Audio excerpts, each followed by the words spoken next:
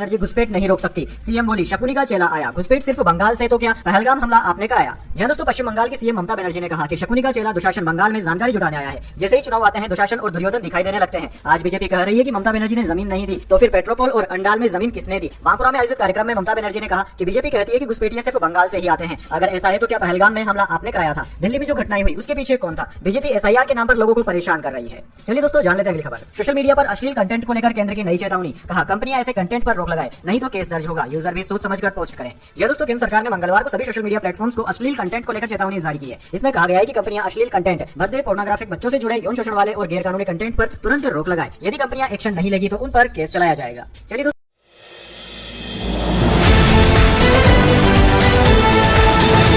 राहुल गांधी बोले रिटायर्ड सैनिकों को प्राइवेट अस्पतालों में इलाज नहीं मिलता, 23 सुविधाएं और रोजगार भी नहीं। कांग्रेस सांसद ने पार्लियामेंट स्टैंडिंग कमेटी में मुद्दा उठाया। जी दोस्तों, लोकसभा में नेता विपक्ष राहुल गांधी ने सोमवार को डिफेंस की पार्लियामेंट्री स्टैंडिंग कमेटी में रिटायर्ड सैनिकों के मुद्दे उठाए। संसद में आयोजित बैठक में राहुल गांधी ने कहा कि रिटायर्ड सैनिकों को जब प्राइवेट अस्पतालों में रेफर किया जाता है तो उन्हें वहां इलाज नहीं मिलता। सूत्रों के अनुसार राहुल गांधी ने बैठक में कहा कि पूर्व सैनिकों की भर्ती और पुनर्वास में कमी है, बड़ी संख्या में रिटायर्ड सैनिकों को रोजगार और 23 सुविधाएं नहीं मिल पा रही है। चलिए दोस्तों, जान लेते हैं अगली खबर। 5 दिन चढ़ने के बाद चांदी की कीमत 3111 रुपए गिरी। 1 किलो चांदी अब 2.32 लाख की हुई। सोना भी 2182 रुपए गिरकर 1.35 लाख पर आया। जी हाँ दोस्तों, आज सोने और चांदी के दामों में गिरावट देखने को मिली है। Indian Boolean and jewellers association यानी कि IBJA के अनुसार 10 ग्राम 24 कैरेट सोने का भाव 2182 रुपए गिरकर 1,34,599 रुपए पर आ गया है। एक दिन पहले इसकी कीमत 1,36,781 रुपए प्रति 10 ग्राम थी। वहीं दोस्तों, आपको बता दें पिछले 5 दिन से लगातार चढ़ने के बाद चांदी की कीमत 3111 रुपए गिरी है। आज ये 2,32,329 रुपए प्रति किलोग्राम पर बिक रही है। चलिए दोस्तों, जान लेते हैं अगली खबर। बांग्लादेश में एक और हिंदू युवक की हत्या, मुस्लिम दोस्त ने चलाई गोली। 15 दिनों में तीसरी घटना।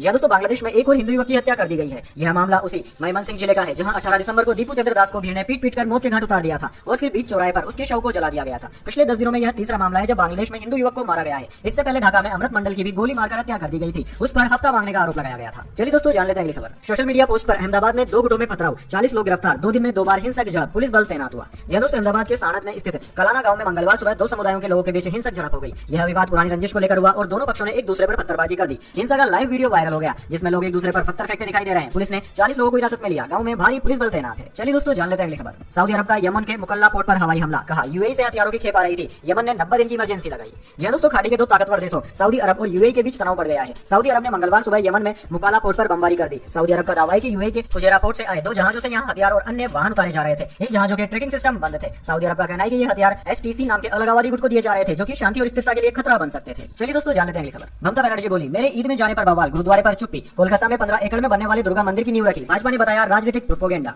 जी दोस्तों, पश्चिम बंगाल की मुख्यमंत्री ममता बनर्जी ने सोमवार को कोलकाता के न्यू टाउन में दुर्गा आंगन की नींव रखी। यह देश का सबसे बड़ा दुर्गा मंदिर परिसर होगा जो 15 एकड़ में बनकर तैयार होगा। इस मंदिर में रोजाना 1 लाख श्रद्धालु दर्शन कर पाएंगे। दोस्तों, आपको बता दें मंदिर परिसर की नींव रखने के बाद ममता बनर्जी ने जनता को संबोधित किया। अपने ऊपर लगे तुष्टिकरण के आरोपों का भी जवाब दिया। ममता ने कहा कि कई लोग कहते हैं कि मैं तुष्टिकरण कर रही हूं, लेकिन मैं सेकुलर हूं और सभी धर्मों में विश्वास रखती हूं। मुझे बंगाल से प्यार है, मुझे भारत से प्यार है, यही हमारी विचारधारा है। चलिए दोस्तों, जान लेते हैं अगली खबर। इंडिगो पायलट्स का भत्ता 50% तक बढ़ा। 1 जनवरी से लागू होंगे नए नियम। रोस्टर विवाद और फ्लाइट कैंसिलेशन के बाद मोरल बूस्ट करने की कोशिश। जी दोस्तों, देश की सबसे बड़ी एयरलाइन इंडिगो ने अपने पायलटों के अलाउंस में बढ़ोतरी करने का फैसला किया है। इससे एयरलाइन के करीब 5000 पायलटों को सीधा फायदा मिलेगा। नए नियम 1 जनवरी से लागू होंगे। पीटीआई की रिपोर्ट के अनुसार लेओवर के लिए कैप्टन को अब 2000 रुपए की जगह 3000 रुपए मिलेंगे। वहीं फर्स्ट ऑफिसर्स के लिए 1000 से बढ़ाकर 1500 रुपए कर दिया गया है। चलिए दोस्तों, जान लेते हैं अगली खबर। देश में अब 2.51 लाख एटीएम बचे। साल भर में 2360 एटीएम बंद हुए। प्राइवेट बैंकों ने सबसे ज्यादा बंद किए। डिजिटल पेमेंट बढ़ने का है असर। जी दोस्तों, डिजिटल पेमेंट की बढ़ती पॉपुलैरिटी के कारण अब एटीएम का इस्तेमाल कम हो रहा है। इसका सीधा असर देश भर में लगे ऑटोमेटेड टेलर मशीनों यानी कि एटीएम की संख्या पर पड़ रहा है। भारतीय रिजर्व बैंक RBI की trade and progress of banking in India report के अनुसार वित्त वर्ष 2025 में देश में कुल एटीएमओ की संख्या 2360 कम हो गई है। 31 मार्च 2025 तक देश में कुल एटीएमओ की संख्या 2,51,057 रह गई है, जबकि पिछले साल वित्त वर्ष 2024 में यह आंकड़ा 2,53,417 था। चलिए दोस्तों, जान लेते हैं अगली खबर। ट्रेन लेट होने पर अब खिचड़ी नहीं, पोहा, राजमा चावल, छोले चावल जैसे स्वादिष्ट भोजन मिलेंगे। रेलवे की नई पहल।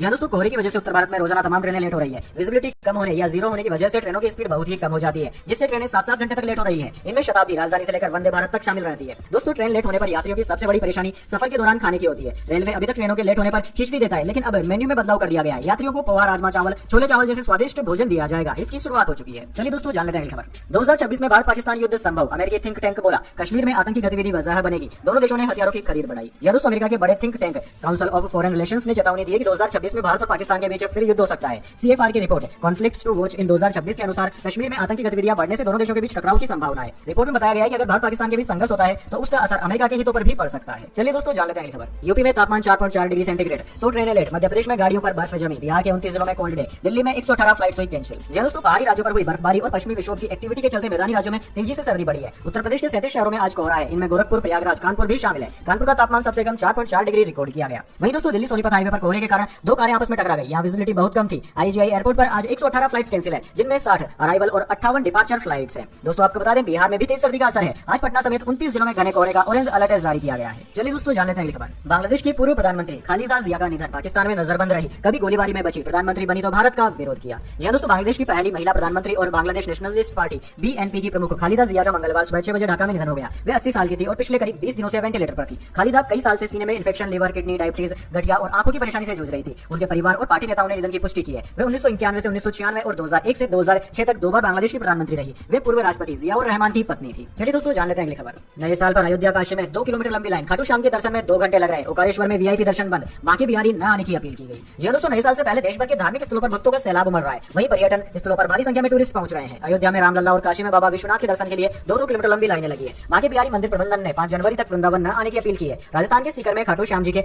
दर्शन करने के लिए श्रद्धालुओं को 1.5 से 2 घंटे का समय लग रहा है। बढ़ती भीड़ के चलते मध्य प्रदेश के ओकारेश्वर ज्योतिर्लिंग मंदिर में वीआईपी दर्शन बंद कर दिए गए हैं। चलिए दोस्तों जान लेते हैं अगली खबर। बांग्लादेश ने भारत में अपने उच्चायुक्त को तुरंत ढाका बुलाया। देर रात देश लौटे हमीदुल्लाह, भारत से संबंधों पर चर्चा करना है मकसद। जी दोस्तों बांग्लादेश ने भारत में तैनात अपने उच्चायुक्त एम रियाज हमीदुल्लाह को तुरंत ढाका तलब किया है। मीडिया रिपोर्ट्स के अनुसार विदेश मंत्रालय के बुलावे पर हमीदुल्लाह सोमवार देर रात ढाका पहुंच गए। बांग्लादेश के प्रमुख अखबार प्रथम ओलो ने विदेश मंत्रालय के सूत्रों के हवाले से बताया है कि भारत के साथ द्विपक्षीय संबंधों की मौजूदा स्थिति को देखते हुए यह फैसला लिया गया है। चलिए दोस्तों आगे बढ़ते हैं। हिमाचल प्रदेश में अगले 96 घंटे बारिश और बर्फबारी के आसार, 72 घंटे शीतलहर का अलर्ट, ऊंचे पहाड़ों पर स्नोफॉल, पर्यटकों को एडवाइजरी जारी। हिमाचल प्रदेश में आज से मौसम बदलने और अगले 96 घंटों तक राज्य के अधिकांश हिस्सों में बारिश, अधिक ऊंचे इलाकों में बर्फबारी का पूर्वानुमान है, मगर दोपहर बाद तक शिमला समेत प्रदेश के ज्यादातर भागों में मौसम साफ बना हुआ है।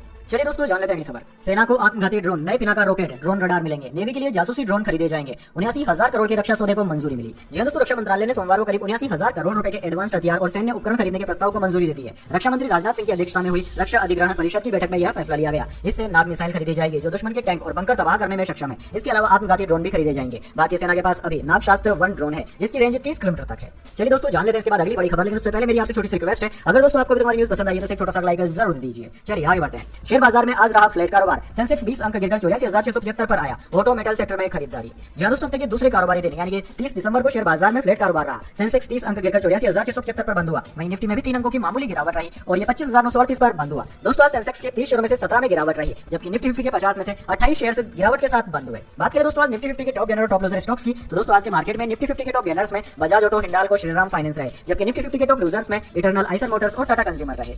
चलिए दोस्तों जान लेते हैं अगली खबर।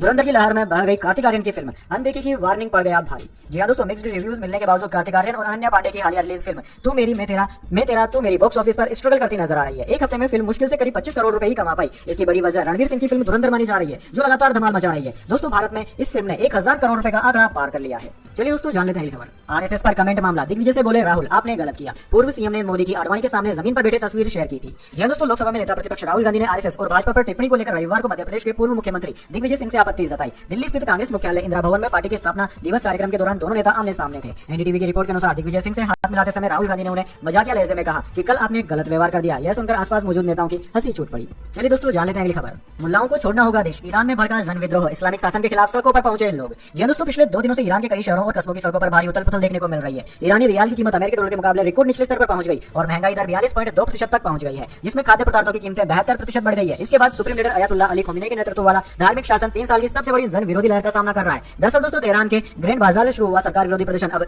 मशहद, इस्फहान, शिराज, हमदान समेत कई शहरों में फैल गया। ईरानी अमेरिकी पत्रकार मसीह अली नेजाद ने सोशल मीडिया प्लेटफॉर्म एक्स पर लिखा कि ईरान से आ रहे कई वीडियो में लोग एक स्वर में नारे लगा रहे हैं, मुल्लाओं को ईरान छोड़ना होगा और तानाशाही मुर्दाबाद। उनके अनुसार यह उस जनता की आवाज है जो अब इस्लामिक रिपब्लिक नहीं चाहती। चलिए दोस्तों जान लेते हैं अगली खबर। पूर्व सीजीआई चंद्रचूड़ के नाम पर डिजिटल अरेस्ट, मुंबई में बुजुर्ग महिला से 3.71 करोड़ ठगे। सूरत से एक आरोपी हुआ गिरफ्तार। दोस्तों मुंबई में 68 साल की एक महिला से 3.71 करोड़ रुपए की ठगी हो गई है। आरोपियों ने खुद को मुंबई के कोलाबा पुलिस स्टेशन के साथ साथ केंद्रीय एजेंसियों का कर्मचारी बताया। इन लोगों ने नकली ऑनलाइन कोर्ट सुनवाई भी की, जिसमें एक व्यक्ति ने खुद को पूर्व chief of justice CGI D Y Chandrachud बताया। इस मामले में साइबर पुलिस ने एक आरोपी को सूरत से पकड़ा है। आरोपी के खाते में 1.71 करोड़ रुपए ट्रांसफर हुए थे। उसने यह अकाउंट फर्जी कपड़ा कंपनी के नाम पर खुलवाया हुआ था। चलिए दोस्तों जान लेते हैं अगली खबर। डोनाल्ड ट्रंप बोले ईरान पर फिर हमला करेंगे, कहा दोबारा न्यूक्लियर प्रोग्राम शुरू न करें। हमास को भी जल्द हथियार छोड़ने की चेतावनी दी। जी हाँ दोस्तों, अमेरिकी राष्ट्रपति डोनाल्ड ट्रंप ने कहा है कि अगर ईरान दोबारा अपने परमाणु हथियार कार्यक्रम को शुरू करने की कोशिश करता है तो अमेरिका उस पर एक और बड़ा हमला कर सकता है। इसके साथ ही डोनाल्ड ट्रंप ने फिलिस्तीनी संगठन हमास को चेतावनी दी कि अगर उसने हथियार नहीं डाले तो उसे गंभीर नतीजे भुगतने होंगे। डोनाल्ड ट्रंप ने इजरायली प्रधानमंत्री बेंजामिन नेतन्याहू के साथ सोमवार रात मुलाकात के दौरान पत्रकारों से यह बात कही। चलिए दोस्तों, जान लेते हैं अगली बड़ी खबर। भारतीय सेना के ध्रुव एनजी हेलीकॉप्टर में आम नागरिक सफर करेंगे। उड्डयन मंत्री नायडू ने हरी झंडी दिखाई। मेडिकल इमरजेंसी, पर्यटन और आपदाओं में इस्तेमाल होगा। यहाँ दोस्तों, नेक्स्ट जनरेशन सिविल हेलीकॉप्टर ध्रुव एनजी ने मंगलवार को Bengaluru Hindustan aeronautics limited HAL के फैसिलिटी सेंटर से पहली उड़ान भरी। इसे HAL ने ही बनाया है। ध्रुव हेलीकॉप्टर अब तक सिर्फ सशस्त्र बलों की जरूरतें पूरी करता है। आगे आम नागरिक भी इसमें सफर कर सकेंगे। दोस्तों, इसका मकसद मेडिकल इमरजेंसी, पर्यटन, दूरदराज के इलाकों की कनेक्टिविटी और आपदा राहत जैसे क्षेत्रों में हेलीकॉप्टर सेवाओं को बढ़ाना है। चलिए दोस्तों, जान लेते हैं अगली खबर। अल्मोड़ा बस हादसे पर प्रधानमंत्री मोदी ने जताया दुख। 160 फीट खाई में गिरने से 7 लोगों की मौत, 12 गंभीर रूप से घायल, हेलीकॉप्टर से पहुंचाया एम्स। जी हां दोस्तों, उत्तराखंड के अल्मोड़ा में आज सुबह यात्रियों से भरी बस 160 फीट गहरी खाई में गिर गई, जिससे 7 लोगों की मौत हो गई, जबकि 12 से ज्यादा लोगों की हालत गंभीर है। हादसे के बाद प्रधानमंत्री नरेंद्र मोदी ने दुख जताया और पीएमओ ने एक्स पर लिखा कि हादसे में लोगों की जान जाने की खबर अत्यंत दुखद है। जिन परिवारों ने अपने प्रियजनों को खोया है उनके प्रति मेरी गहरी संवेदनाएं हैं। घायलों के शीघ्र स्वस्थ होने की कामना करता हूं। चलिए दोस्तों, जान लेते हैं अगली खबर। देहरादून से मसूरी 20 मिनट में पहुंचेंगे टूरिस्ट। जाम के झंझट से मिलेगा छुटकारा। फ्रांस की टेक्नोलॉजी से तैयार हो रहा है रोपवे। जी हां दोस्तों, पहाड़ों की रानी कहे जाने वाले उत्तराखंड के मशहूर टूरिस्ट डेस्टिनेशन मसूरी का सफर अब देहरादून से मात्र 20 मिनट में पूरा हो जाएगा। उत्तराखंड पर्यटन विकास बोर्ड टूरिस्टों की सुविधा के लिए देहरादून से मसूरी के बीच फ्रांस की टेक्नोलॉजी पर आधारित ऑटोमेटिक रोपवे का निर्माण करा रहा है। इससे न केवल टूरिस्टों को जाम से छुटकारा मिलेगा, बल्कि अब वो दून से मसूरी के बीच हवाई सफर भी कर सकेंगे। फिलहाल दोस्तों, रोपवे का काम 50% से ज्यादा पूरा हो चुका है। निर्माणाधीन एजेंसी का दावा है कि दिसंबर 2026 तक ये पूरी तरह बनकर तैयार हो जाएगा।